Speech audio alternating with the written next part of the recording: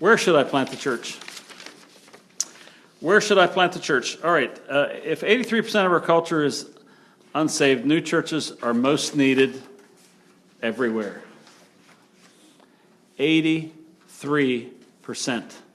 The vast majority of the culture. By the way, we have studied so far an awful lot of U.S. cities, including cities that are considered bastions of the Bible Belt. Dallas, Columbia, South Carolina, we studied. We studied Tulsa, have long been centers of the Bible Belt in American culture, still about 83%, as far as we can tell. I mostly use the American Religious Data Archive as a very simple database. It uses a little bit of an interesting way of studying people, but it still gives you some kind of a scorecard of who needs reached in your community. And for example, we have an upcoming sermon series we're calling 55,873 Reasons. And the reason we're using that number, it comes right off of the ARDA.com, the American Religious Data Archive.com, where they do a study of Adams County. They do a study of every county in America, and say there are at least 55,873 people in Adams County that don't claim any church affiliation of any kind, not any religion, on any of the religions. They're entirely unreached, and we want to change that. So if 83% of the culture is unsaved, new churches are needed everywhere. There's not one church in America that flies above that. I recently studied a different city. I studied Springfield, Missouri, which is Assemblies of God headquarters, and was surprised that there is a couple of percentages of change in that compared to the other cities we've studied. There's a few more people attend church in Springfield, Missouri than in most other cities in America. But it's a minor percentage comparatively. So let's do the math here. If Freedom Valley reaches this weekend, if we reach 1,200 people, which would be a little on the higher side for us right now, 1,200 people in a week, we have, that is counting everybody once, no matter how many services or things they attend, we count them once. Like I would be counted as 7 probably or 8 different kinds of attendance, but I'm still just one person. So it's not multiplying those, counting them each once for a week, about 1,200. That would mean that we have about 1% of Adams County. 1%. So many unreached people in Adams County alone. Add up all the other churches, and you still have 80% of the culture not connected to Jesus personally. Some of them attend church, but not connected to Jesus. We have a long way to go in reaching this culture, and we got to get very, very serious about that and focus a whole lot on that. Focus all of our attention on that and all of our, thank you, Bobby, thank you for the coffee, and all of our effort. Of course, if God speaks or lays a community on your heart, your work is done. If God says this is where you should go, you ought to go there. But until he says that, it's all open. And I worked at this with you a little while ago. Let me get some details down for you of how the Holy Spirit spoke to us. At least 3 conditions need to exist to be an ideal location for you. You got to have a way to provide for your family. Most church planters are family people. But even if it's just you got to have a way to provide for you. So that has to be in it. If God is a provider, that is his first concern. Is there provision? So when we were looking for a place to plant a church, we were saying, how could I feed my family? I have, in the place I was living in Southern Lancaster County, I had a way to feed my family. It wasn't the ideal. It wasn't doing the work I wanted to do. But it was a way to provide for my family. And, in Titus it says, if a person isn't providing for their own family, they're what? Worse than an infidel. Worse than an unbeliever. Worse. You're not a non-Christian in God's eyes. You're worse than a non-Christian. That's serious. So pastors, leaders, cannot put their family in jeopardy in that sense. I totally get that. Had a man wanted to, this summer, wanted to move to Gettysburg to consider planting a church. He could not find a way to provide for his family. He called me apologetically and said, What do I do now? I said, listen, providing for your family is your first concern. You can't come plant the church saying, my family is starving, but I want to reach other people. You got to deal with your own house. And he said, well, that's a relief to hear you say that, because I have a way to provide for my family here. I said, well, till God opens other doors, and that's where you need to stay.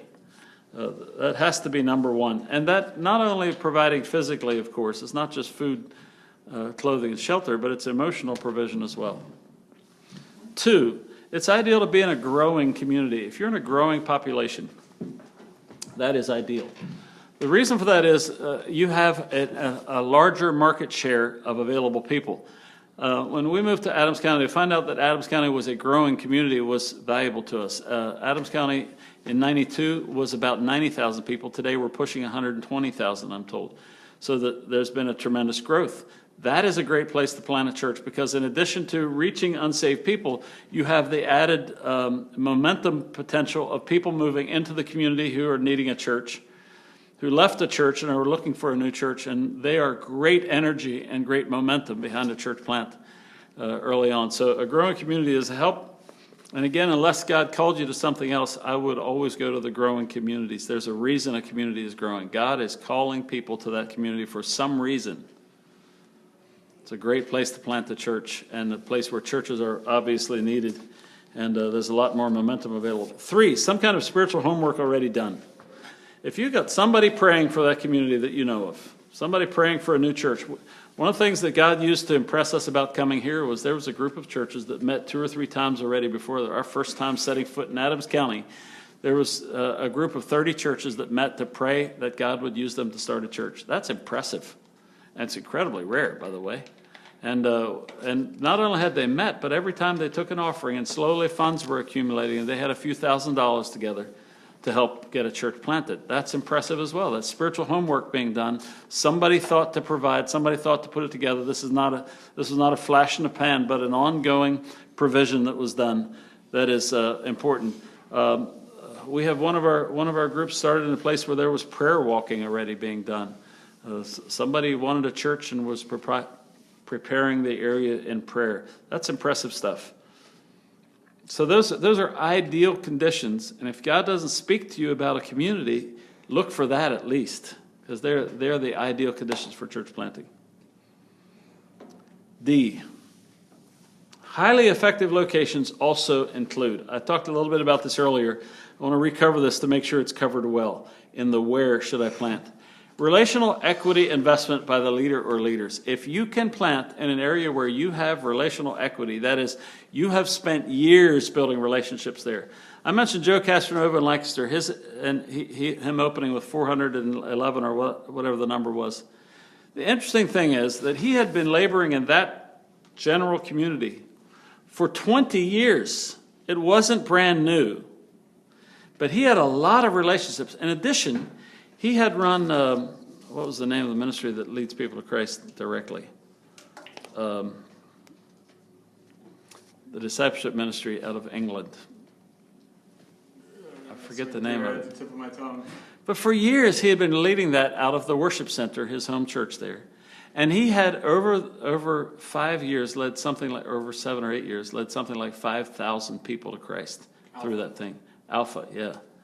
Great inductive ministry to help people explore the claims of Christ and decide if they want to follow Jesus. So he had this huge relational equity there. He was a guy who had a lot of connections within the body there locally before he ever got around to saying, I want to plant a church. Secondly, he had a parent church strongly in favor. Big deal. Way big deal. Very rare. Should be considered extremely precious. It doesn't happen much. Jeremiah said when he came back from ARC, it just dawned on him when so many ARC church planters had to say, nobody's in favor of us getting started, it feels like. Our home church says we're nuts. I just dealt with a church planter yesterday.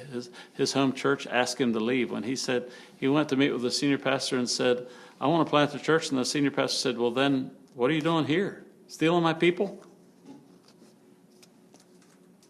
After a little more conversation, he realized he was being asked to leave his church immediately so he doesn't jeopardize anybody going with him.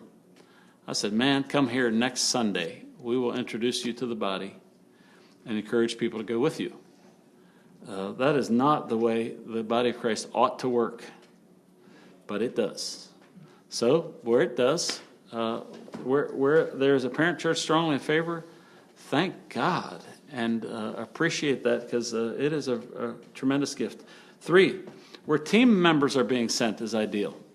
If your home church says, not only are we encouraging you to do it, but we're encouraging you to recruit here in the congregation, that's huge. That is so important and so valuable for you to have people with relationships in place with you that you can take with you. Jason Fitch took 40. I think the last number I counted was 48 people that moved to Tulsa over a period of time to help him plant the Tulsa Freedom Valley Church. That's a wonderful, wonderful, wonderful, wonderful thing. I would like to do that much, much more. And if you have that, that is where the highly effective locations are for church planting. Any questions along that about where? Along that line, about the where piece? Really, really important. And, well, we just, if you say, let me get a little broader than America. I'm applying most of this to American culture, but around the world, most countries on earth have less than 1% Christian. So the opportunity to plant churches all over the world is just unbelievable. We have an open door in front of us on all kinds of levels. And one of the statistics that's important is about 2 years ago, somebody, I believe this was Barna's group, identified the northeastern part of the U.S. as the least evangelized part of the U.S. So we are in the richest mission field for our country, right here. And if America has is the third largest mission field in the world by sheer number of people that don't know Jesus, and we're here in the largest part of the country that doesn't know Jesus, man, we got open doors, and we need to plant churches vigorously and all over the place. So there was a map that just got sent out. I don't know if you saw it through Jeff Leak or somebody, that showed some ridiculous percentage of people that live in the Northeast out of the whole country. I can't remember what the number was, but it was ridiculous. It was like 65% of the country's population. Yeah, all Americans. Yeah. So many of all Americans live in the Northeast, so it's pretty big. I was doing a little bit of this summer when I was traveling. I was in some of the western states. I think it might have been Wyoming that has less people in the entire state than are in just the city of Philadelphia. Are you serious? So, there's a lot of rural. The guy I was with said, man, those population control people need to travel out here. That's just a lot of wide open spaces with almost nobody in them. We have a lot of room on this planet, and here in the Northeast is where the vast majority of the population centers are. We need to reach the Northeast. Jeff Leake's focus on the Northeast is so admirable for that.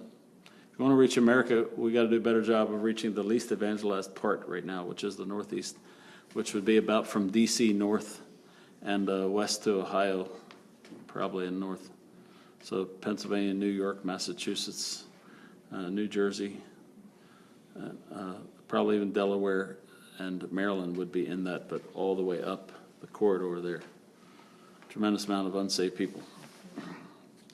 So the where is we're in the ideal spot. Next section, how would I pay the bills and raise a budget?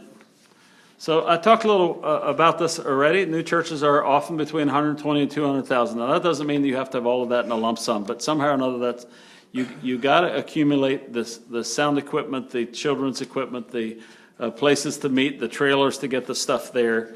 That stuff pretty much has to be done in some form or fashion to function. And the reason I put that in there is that's a shocking number to some people, and somehow you got to solve that. There's a lot of ways to solve that. A lot of denominations have startup funds to start with. Organization groups have startup funds to start with, or you can do what my one church planner did and raise a few $1,000s from within the initial group. Then you take that to one of the national organizations who will match it. If you go to ARC, you got to start with some kind of their first concern is, does some of the money start from the inside? We're the outside help. We will provide help, but we want to know that the inside has bought in. So they want to know how much did the initial team put into this, or how much did the parent church put into this, perhaps. Got to get that settled somewhere. CMN is a church multiplication network. I work with them a lot. In fact, they're my favorite organization to work with right now, just because I have favor with them. But they will provide $30,000 to $60,000 in most cases for a church plant. And ARC is another one. It provides not only finances, but Jeremiah, I always quote you, Jeremiah, where you said, I think the training they gave me was worth even more than their money. Yeah, absolutely. That's really cool. The training is, we don't want to invest money where people are not well prepared to spend that money in the most kingdom-minded way possible. And so one of the big ticket items there, Kevin, this might be helpful for you specifically, is they will not give money to a church plant that isn't planning to start with a mail campaign of some kind. I just had one of my churches who didn't go to ARC say, I don't know if I want to do a direct mail campaign. And I just said, yes, you do. I'm begging you to. The reason ARC will not consider starting a church without it is it's effective right now. It's very effective.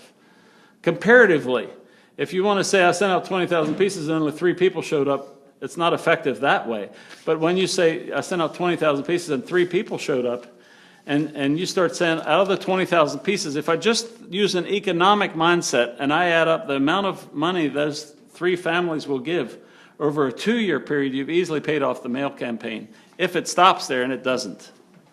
What happens with a direct mail campaign is people will keep coming over the first 6 weeks. They'll say, I got this 6 weeks ago. Is your church still operating? It opened. I know it opened 6 weeks ago, and I missed that. Can I still come? Of course not, you heathen swine. You didn't come on opening day. We're not letting you ever come again. You know, it has this residual effect that goes on and on, that is usually the biggest ticket item on a startup budget, the mail campaign. What did you spend? Do you remember?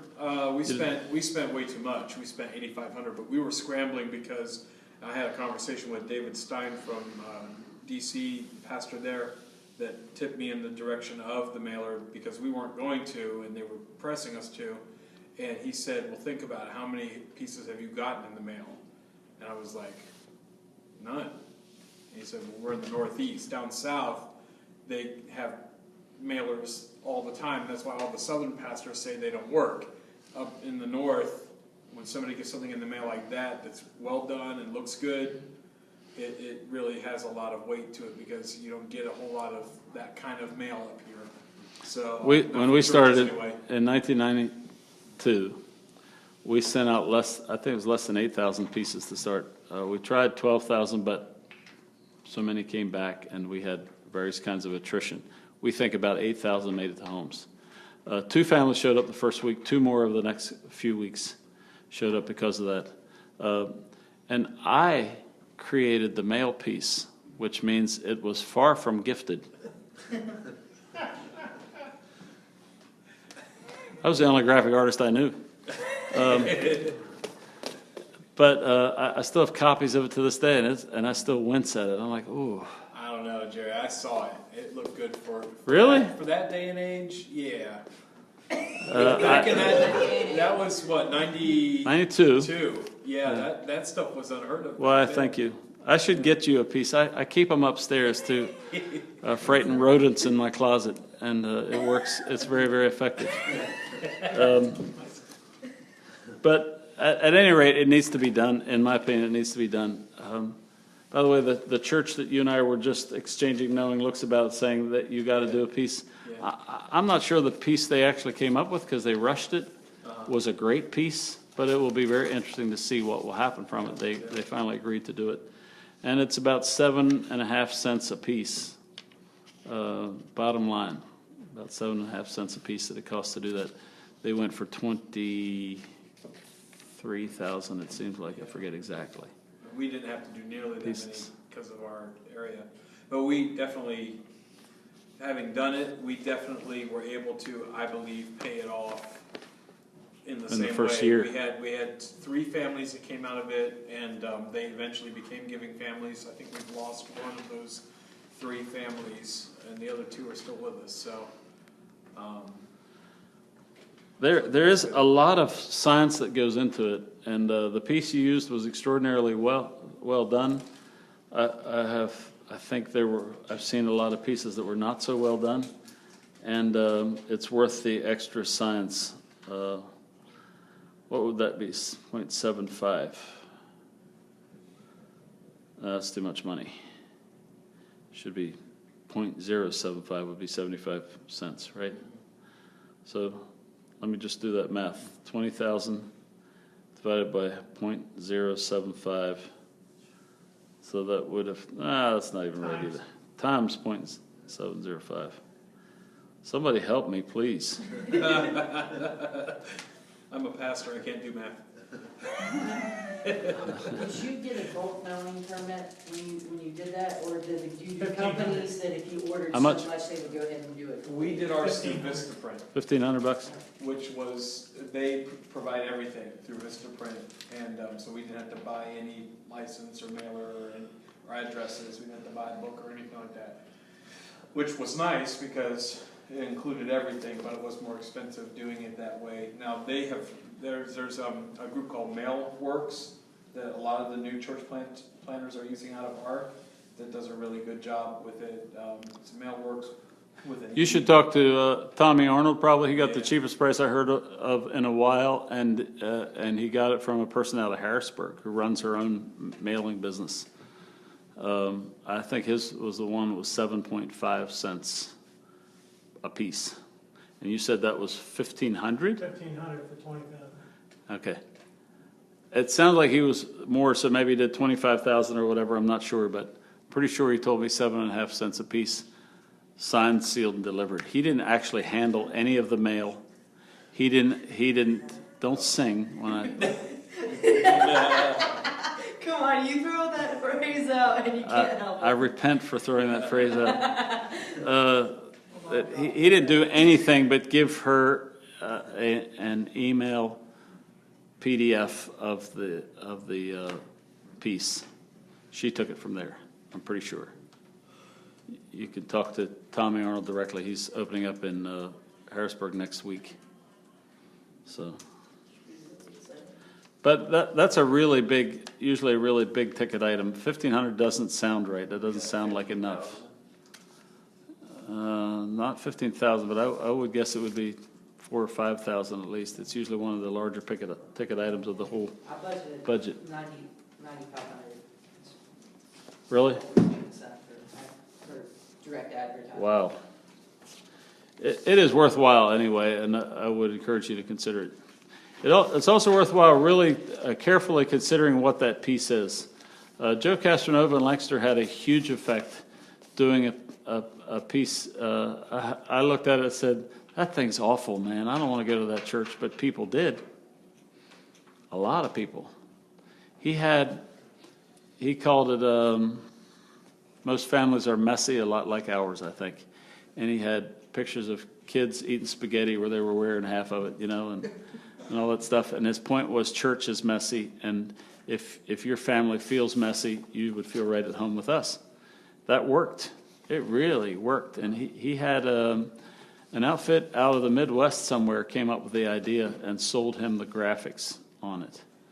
It'll be really interesting to see what happens with Tommy's next week because Tommy Arnold sort of rushed his a little bit, and I'm really concerned with whether the graphics were carefully thought through for what they would communicate.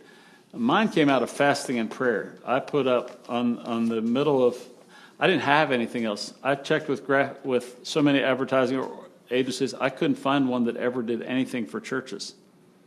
So the reason I designed my own piece was the Holy Spirit had led me down a path of fasting and prayer where we discovered that America was giving up on church. So we put on the outside cover, "Ever feel like giving up on church?" And that is what the 2 families who carried that in said, this is us. We don't feel like ever going back to church. We've given up. We used to go to church. And I said, so why are you here? Well, in both cases, it seemed like it was a marriage crisis or a financial crisis or something happened that made them open. And when they read that, the Holy Spirit used it. And then the next two families that came because of that, also carrying that little trifold brochure that we sent out, they quoted that a lot.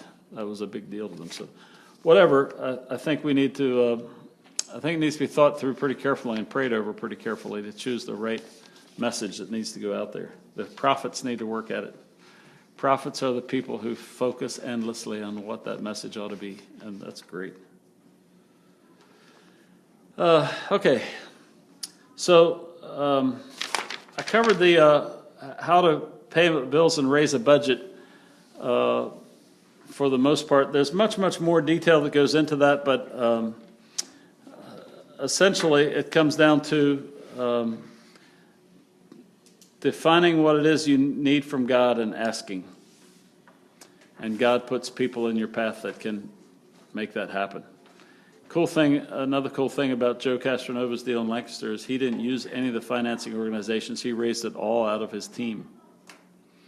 And it came out of a conversation, at least from my little perspective, it came out of a conversation that he and I had over the phone where he was talking about signing up with ARC or CMN or one of these outfits. And I said, Joe, are you sure you need this? Because first thing, you ought to go to your team and challenge them. And when he did, he had more than enough to cover his startup costs. He also had very large numbers of people meeting with him and his startup teams. So he already had tithes flowing from people who were mature believers that had transferred over to his church from his home church. And that's pretty rare, pretty precious. He had a salary in place from his home church to carry him a little while. So he had a lot going for him there. I just want to say, sometimes when we raise the bar that high that you have to have 400 people coming to first service, we forget that those are unusual circumstances and not always replicatable circumstances. So we oughtn't to pressure ourselves endlessly when that's not available. Those same circumstances aren't available to all of us. That makes sense? By the way, last week, Brian Bolt and the City Reach team opened 6 new churches, and they sent out a report that 865 people attended their 6 new churches. That's almost 1,000 new people in church. Isn't that great? It's very, very cool. All right. So that brings me to the end of the material that I've prepared for you, and the end of this church planting exploration day. Is there anything that you would like to have discussed that I haven't yet? We're a little ahead of time. I assumed that there would be a little more discussion going into this than we experienced, which I'm going to choose to believe that means I covered it so well there weren't any questions left over to ask. Don't laugh at me like that when I And you may have said this, wax Gerry, eloquent. I might have missed it, but when it comes to how to pay for my bills and raise the budget, in your first point, is that just for like what period of time? If you have between 120 and 200. Great question. Great question. I'm saying that up until opening day, you need a budget of something toward 120,000 will be spent until opening day. Now that varies a lot with what are your circumstances. How are you being paid until then? Right. Like I just talked about Tommy Arnold. He was paid since May already out of his church planting budget. All right. So his budget would end up being extraordinarily high because it all came from the opening day budget. I don't know exactly what it'll be as of next month, but my guess is he'd be 130, 140,000 range if he added it all together. But I hear sometimes people saying, well, we did it cheap, man. We did it for 45,000. But that's because they didn't count in the pastor's salary, or somebody paid for their mailer and they never counted it because they didn't need to, or somebody gave them a huge sound system, or something.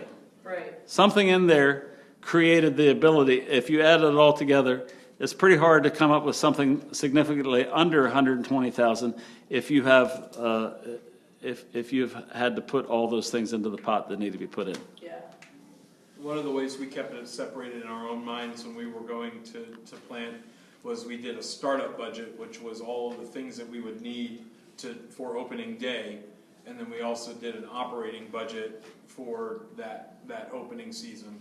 And then we did a separate operating budget for the first year, so that we could have those three budgets to kind of look at. And our team helped build that startup budget with the things they thought they would need, and doing all the research for us. And then we did, that opening, the operating budget for that first, Great 6 point. months or so. Great and point. then a full year. What was your into it. opening budget Our opening budget went for out opening day? for opening, by the time I included the operating budget into the startup budget. Yeah. Total, it was about 75,000.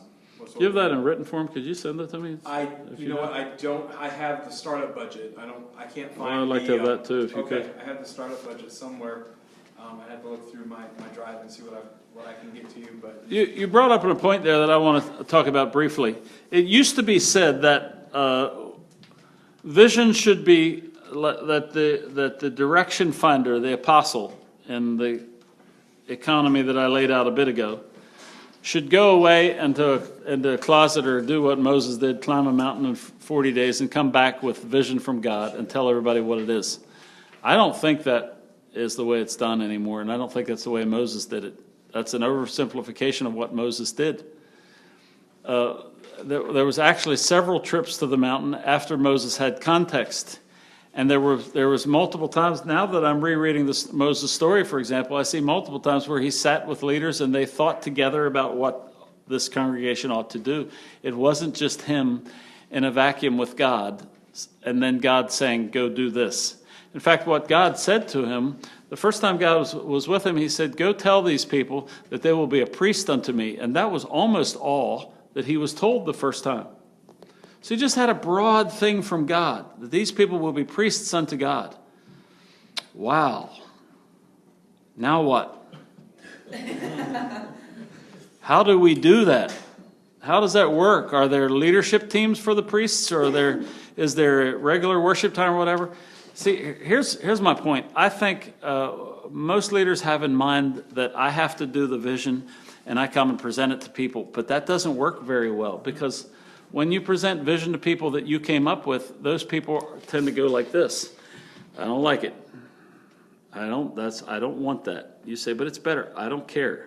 I like what I got. It's much more effective to do what Jeremiah just described in one little phrase, where you go to your people and you set your budget and you set your vision with them. I thought I was a failure when, in our first 2 or 3 years of Freedom Valley, we were doing our leadership retreats, and I was saying, so what is the vision of our church? I mean, all the books I was reading at that point and the seminars I was attending said that's not the right way to do it. Leaders should go get the vision from God and tell people what it is. I wasn't doing that. I was sitting down with people and saying, let's think and pray together about what our vision should be. But when I came out of those 2 or 3 years, our church was extraordinarily focused on vision because everybody helped create it together. It wasn't me passing edicts of vision. It still isn't. Good vision is not the leader creating it. Good vision is the leader facilitating it. And the difference is astronomical when it comes to buy-in. You want everybody in the team to buy into vision, which means I think as much and as soon as possible, everybody ought to be discussing what kind of church you're going to plant, what its focus and purposes will be, how it will go about that. You want to involve them in every part of that. Even if you know the answer, you still have to ask them the question, where do you think we should go? Talk to me about what you're feeling. And involve them in the discussion process or the thought process, because it's much, much stronger to gather vision together than to lay it out and tell people they have to follow it. It's my way or the highway.